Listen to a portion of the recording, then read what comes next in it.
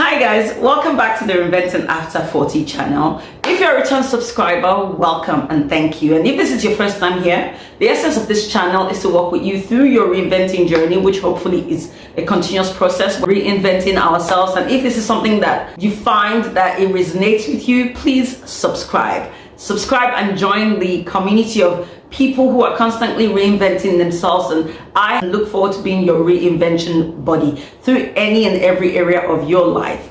It's been a minute since I've been on here. I must say a lot of water has been under the bridge of my life in the past 3 weeks, which made me unable to keep to my promise of bringing you videos twice a week and all that kind of stuff. And well, I learned one really important lesson through this process. I learned that we should never say never. I mean, we all heard that growing up, but I remember when I decided that I wanted to do this channel, I was committed to it. I had my goals, I set out plans. I'm like, you know what, I'm never going to miss any. I mean, how do people do it? It's not a big deal. Just do your video, and if you're unable to shoot series of videos and schedule it, which is something that you can do on YouTube, you see.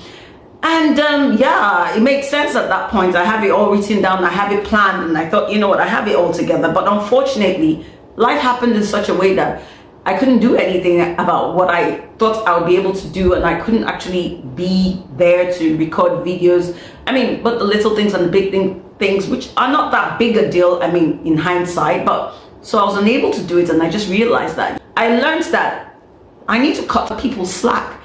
When people falter or when people are not able to keep to commitments, there's so many reasons why this might be, and I learned the valuable lesson of do not judge a person till you've walked their shoes. And yeah, but anyways, enough about that. I'm back like I never left. That's cheesy, but yeah. You know, another thing was I somewhat thought, oh, you know, I don't have that larger following, and my community is little. I didn't think that I was going to be missed, and I'm surprised, pleasantly surprised, that a number of you noticed that I was gone, and a number two reached out to me to find out if I was doing okay and all that kind of sweet stuff. I appreciate it. I'm very thankful. Appreciate you all. Thank you. Let's go into the topic of today. The topic of today is something that maybe because I have children, it resonates with me, but also I think with or without children, I mean, there's an awareness that's become really huge about this topic of bullying of late. You know, a few weeks ago, there was the awareness walk on bullying, and you know, there are all these anti-bullying things going on because it's becoming quite a scourge in our society, and we need to address it. We need to look into it. But most importantly, when I think about bullying, the thing that always occurs, or when my children give me a scenario about bullying, one thing that comes to mind that I think of is, who raises these bully children? Like, who are their parents? And the other thing I'm wondering also is, are they aware of what these children are doing? Because, you know, I would think that our children, they are accountable to us. We're supposed to be their mentors, so we should be aware of what they're doing. And if the answer to that is no, you're not aware, then it poses a larger question, like, how are you not aware of this? So there's so many questions surrounding the topic of bullying. But let's look at it from the, I think, bigger perspective. We need to put out the fact that bullies are not born, they are raised, right? There's no children are born as clean slates, and anything that, any tendency they begin to exhibit over time is learned. So bullying is a learned behavior. No one is born being a bully. So we need to first acknowledge that and realize why this topic is important. Because if we realize that these children are not born like that, then we might be able to nip it in the bud if we are attentive, and we might be able to actually get to the bottom of why certain children behave the way they behave, why certain children are literally, maybe not scourges, but they're a menace to our society and the environment with which our children are growing up. So let's first of all define what is bullying. Bullying is an ongoing, deliberate misuse of power in relationships through verbal, physical, or social behaviors that are intended to cause harm. It is a misuse of power or perceived power or advantage over one person or more persons who feel unable to stop it from occurring. as parents or as guardians, I think we would all agree that it is our duty to watch our children's behavior and ensure that they develop healthy social behaviors and build healthy relationships with their peers. That's a part of the duty that we have to our children. And bullying is definitely not a healthy social behavior. There are many reasons and many factors to why this is.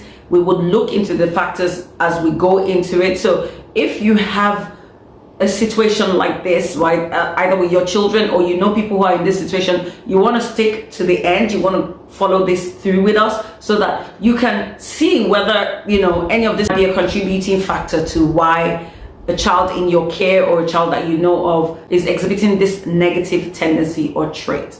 So whilst it is easy to want to make up excuses for certain behaviors that our children exhibit, we want to remember a fact that we stated earlier on when we started off on this topic, that bullies are not born. Bullying is a learned behavior. So it means that us as parents or guardians that has a responsibility to how these children have turned out or why they're exhibiting such tendencies.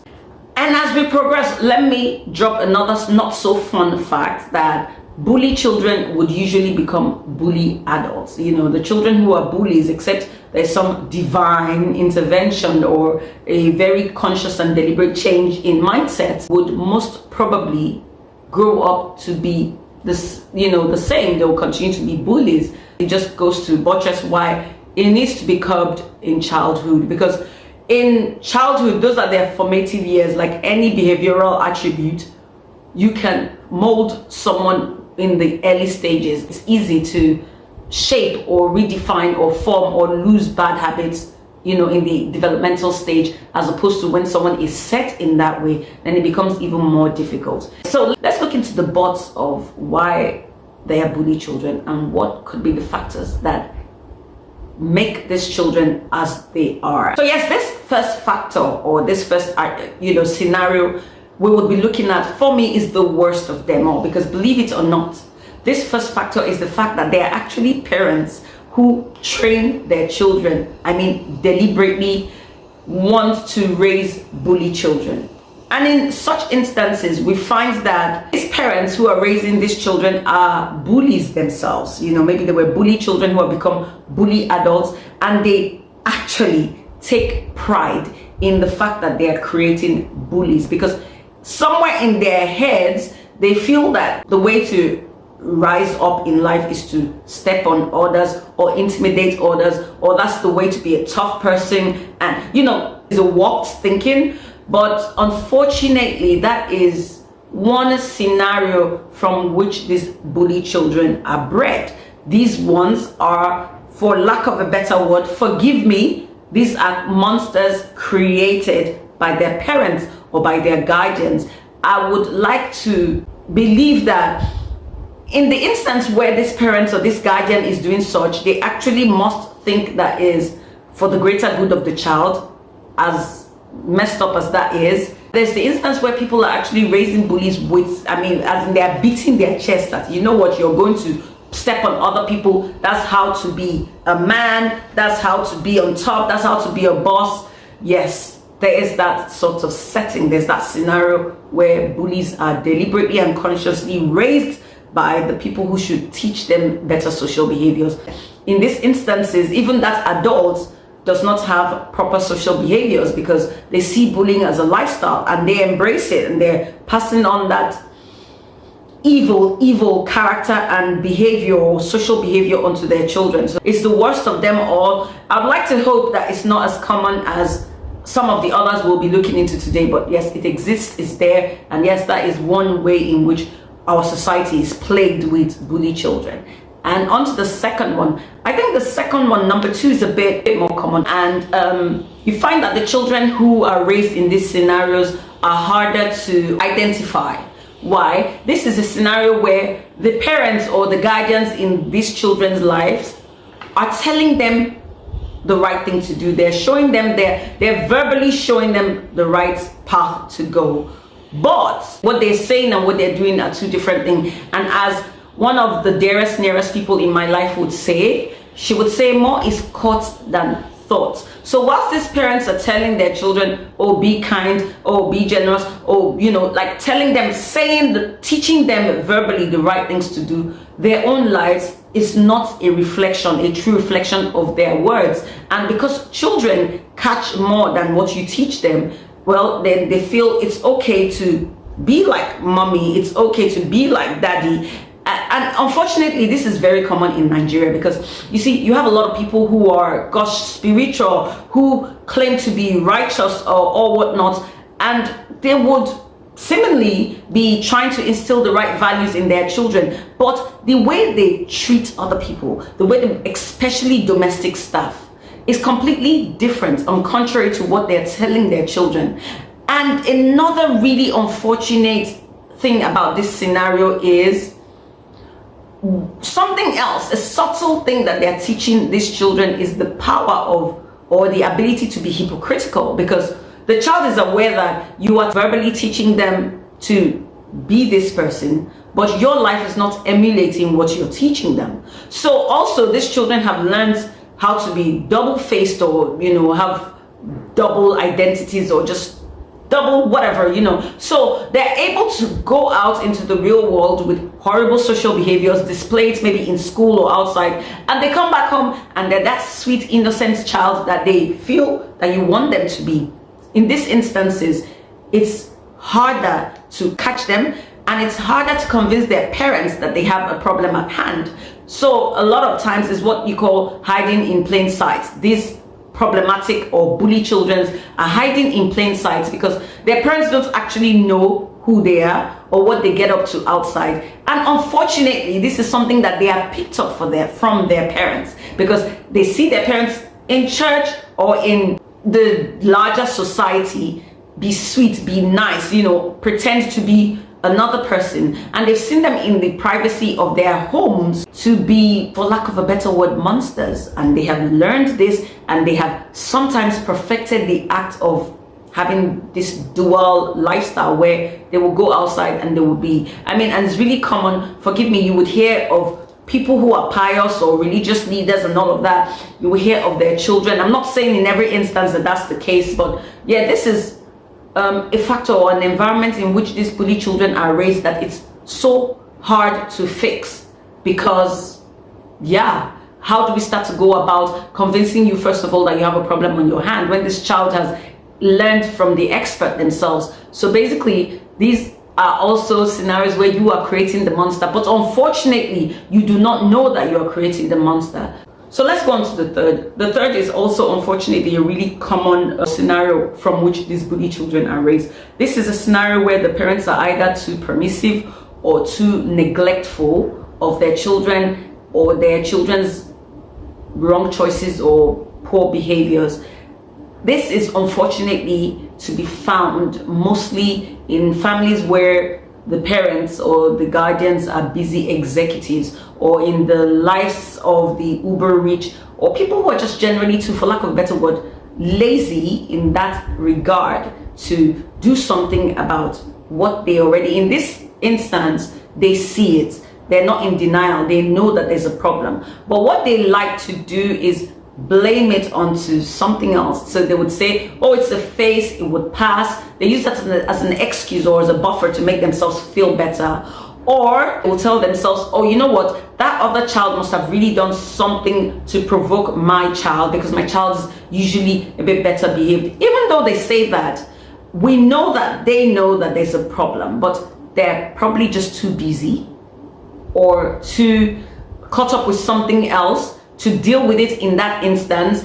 A lot of times they push it to, I will fix it later. It's probably on their to-do list, or as I like to say, it's on their wish list somewhere, but really it's not a priority. And yeah, it's unfortunate, but to put it in that context, that they think it's a priority, but what is a priority to you, you would make time out for, and they do not make time out to fix these deficiencies that they see in their children, a lot of times till it's too late. What also happens with this is, maybe out of the feeling of guilt that they have a part to play in this outcome or these issues that this child have or these children have. They placate the children, or they do a lot. They're heavy with the gifts, they're heavy with using money compensations, or with some others they're just so busy that as opposed to dealing with the problem, they guilt trip the children. Oh, I'm so busy, I'm doing all of this for you, I don't know, why would you do that? Or some even outrightly attack the children, which is another form of bullying. It's like, I can't deal with this right now. And a lot of times, this bullying thing, there are so many, these children don't just wake up and decide, oh, I want to be mean. It's so deep-seated. You need to get to the bottom of it.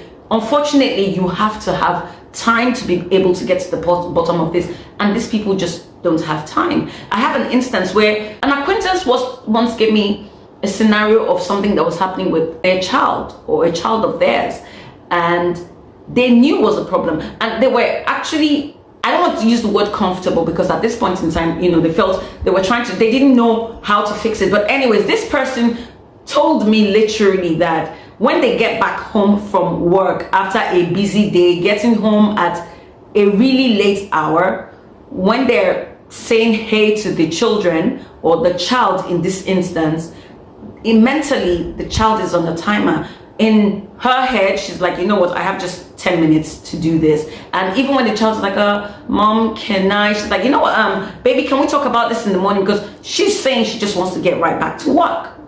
And of course, this just evolved or devolved in such a terrible way that later on there were just so many consequences and different things that she had to fix. But it was from a place of knowing that she didn't have time to deal with it. She didn't have time to deal with the issues that it was obvious that her child was going through, because she was busy. And in all fairness, she was busy trying to give the child a better life, trying to provide for the child. In these instances, these children, it almost seems that they are compensated for being badly behaved. By the time, a lot of times, these parents wake up to that, oh, now let me fix this problem that I put on the later list. It's a little too late. So sad but true, very sad but true. And whilst we must make ends meet for our children or our families, and we want to give them the best, there's a balance. You don't want to, at the end of the day, have regrets about how, oh, I could have done better, I could have paid more attention, I could have, because as I said, these things are always easier to curb in the formative years. Sometimes a damage is done irreparably, and when you're waking up to it, there's not a lot you can do. So yes, that's another scenario, a very painful scenario, but it's common, as I said, amongst the rich or the busy execs or the working moms and working dads and that sort of thing. And that's by no means saying you should not be a working mom.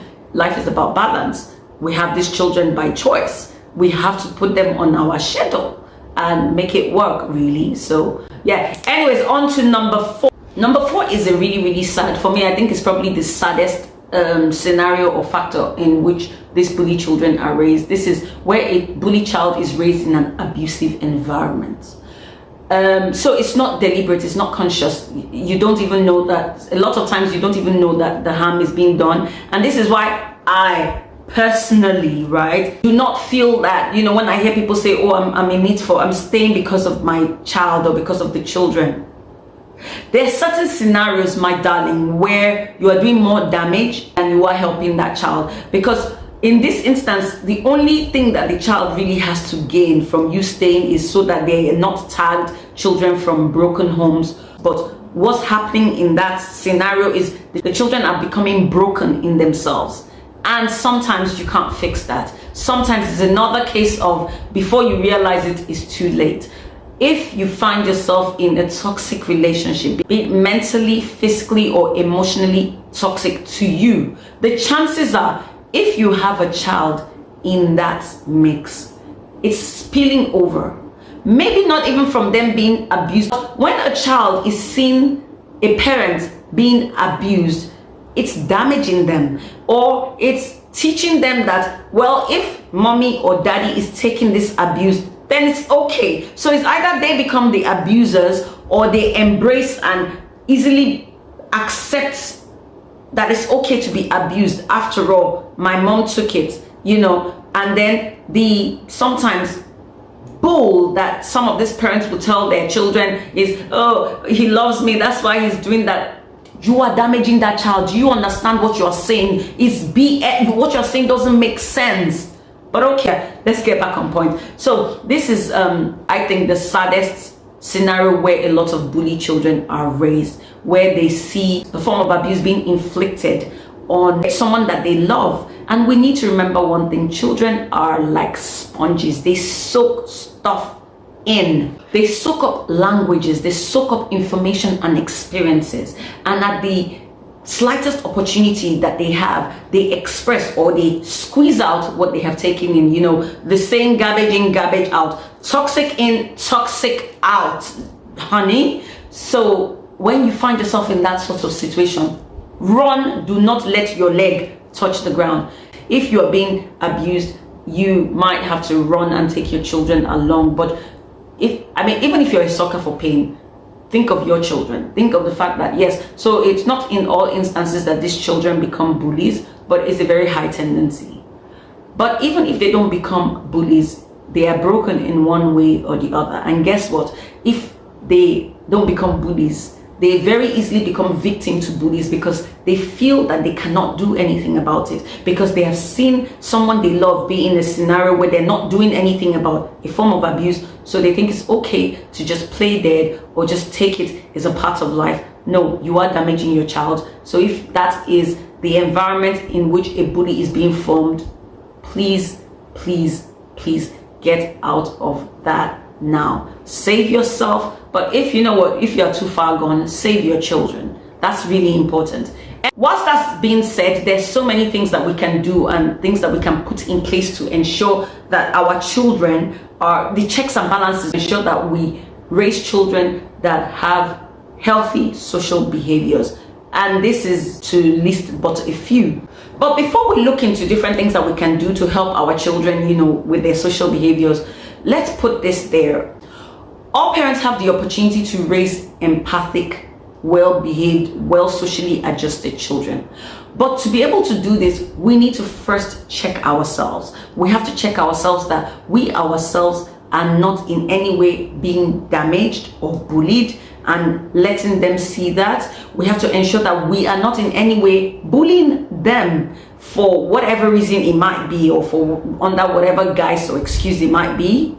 And lastly, we have to be sure that we're passing on the right lessons to them, not just verbally, but in our interaction by the way that we live and do things, because these children are watching us. Remember, more is caught than thought. So here are a few things that we can do. I'm going to be listing 5 things we can do today to help our children along in the journey of developing healthy social behaviors. And the first would be, 1, we must teach them to share, and we must teach them to be kind.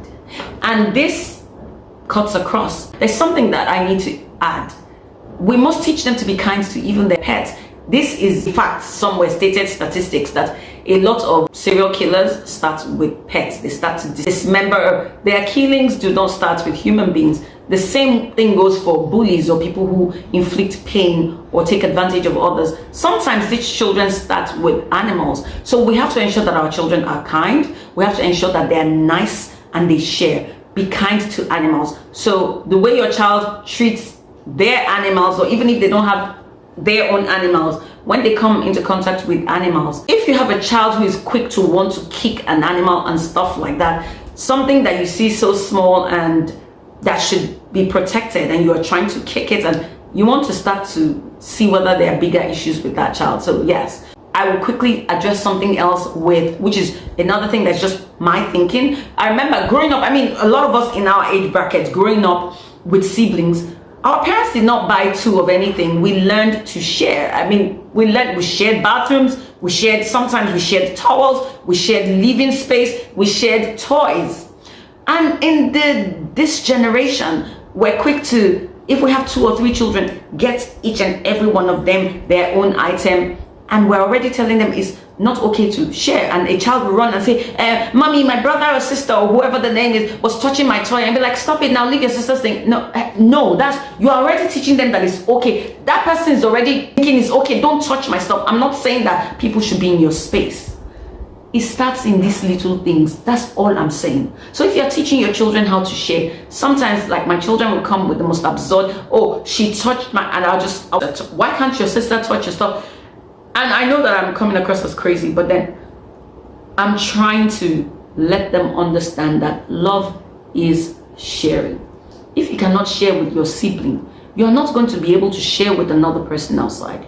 And guess what? If you are able to share with another person outside and you're not sharing with your sibling, therein lies yet another problem, maybe even a deeper problem. So number 2, we must set boundaries for our children. Must. And there must be repercussions for whenever they step out of line. Established repercussions for when they are out of line or when they cross boundaries, and we must hold them accountable to this. And that's hard. I'm a parent. I mean, sometimes it takes a lot out of you to even enforce these boundaries. So a child has done something, maybe a child has lied, and maybe you have said, anytime you step out of line, I'm going to seize your device.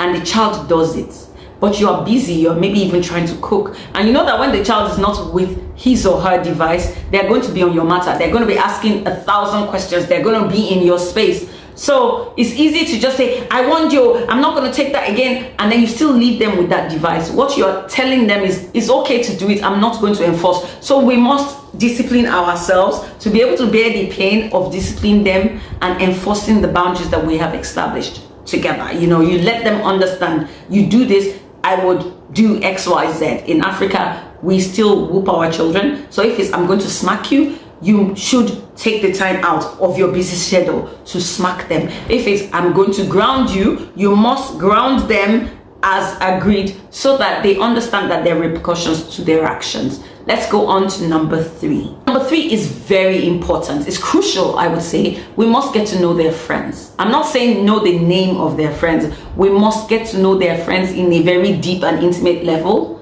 1, we must get to know the parents of their friends, because as we established, there's some forms of bullies or scenarios where the bullies are raised by their parents teach them. So we want to know the environment or the influences on our children's friends' lives. So by knowing their parents, then you have an idea of what that influence is, because you must know what is influencing your child or who is influencing your child, because they could either be creating a negative influence to all that hard work you have put into raising a decent, well, socially adjusted child. So you must know their friends, you must know the environment. It's not just okay to know, oh, my child's closest friend is Kate.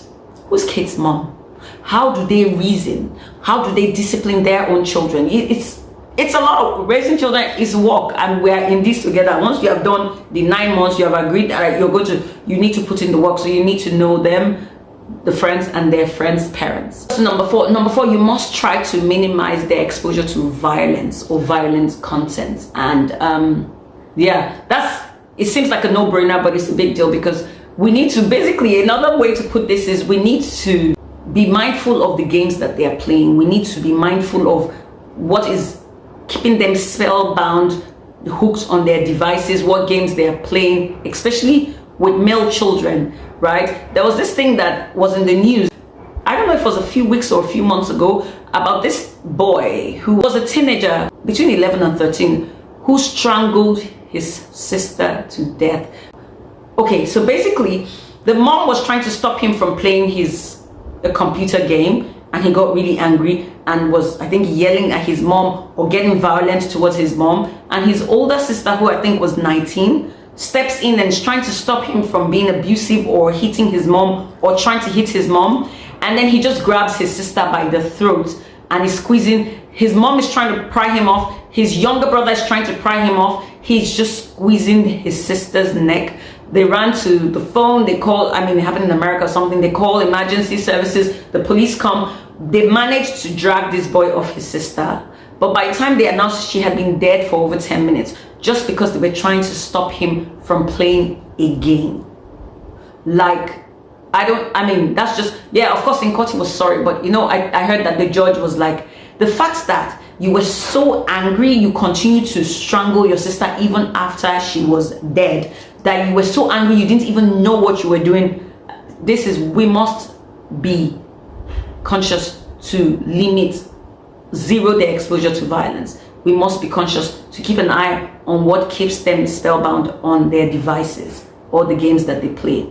It's very important. And on to the last tip of the day. It is the most important for me. Get involved with your children. Get involved in their decision making. Get involved with helping them solve problems in the most rational, I repeat, in the most rational and wholesome way. And whilst you're teaching them and helping them through how to solve problems rationally, help them to understand why they have to make the choices in that certain way. That's you teaching them. You're not always going to be there. I tell my children, my older one is getting to an age where she will come and say something to me. She will come and ask my advice, and I will throw it back at her. I'll be like, so what do you think you should do? Because I have been through that process where I've been helping her make decisions. I've been explaining why I think that those are the best courses of action and the best ways to handle stuff. So I'm at this point expecting that you're 15 or you're going to be 15. You need to be able to tell me. You have a younger sister that you are supposed to be teaching these things also. So you need to be able to let me know that you're learning from how I'm helping you make decisions. Now, we must be very careful to teach them and not make them depend on us for their decision making, because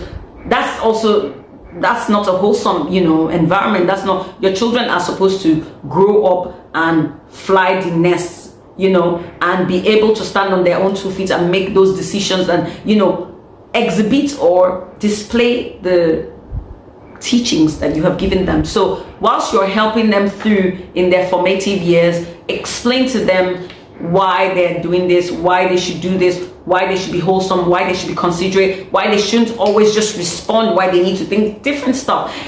The long and short of this topic today is parenting is a big deal. Parenting is a lot of work, but once you're in it, you need to learn how to make the sacrifices. It's a lot of sacrifices, but I tell you, there's nothing as rewarding as stepping back and seeing a child who has developed beautifully with amazing social behaviors, a child who makes you proud by just being good, being an ambassador of your home or what you have instilled in them. So we must put in the work. So basically, I think one thing we can conclusively say about what we have learned or this conversation today is the fact that it takes a village.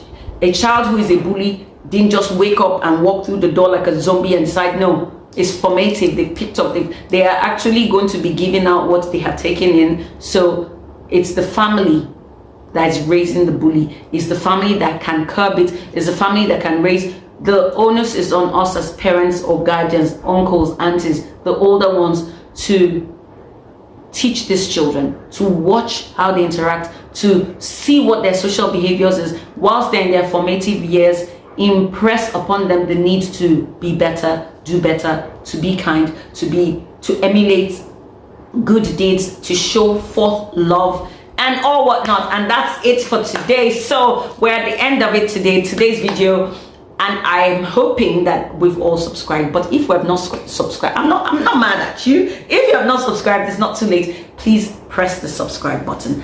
Like this video, share it to people, share it, let people hear this message, let people see that we all need to be actively involved in curbing the scourge of bullying in our society. And until next time, I remain your reinventing buddy. See you, I promise, sometime this week. Next time in a few days, I'll be in your faces with some more tips or conversation on how to be better, do better, reinventing yourself after 40. Love as always, Elsie. Bye.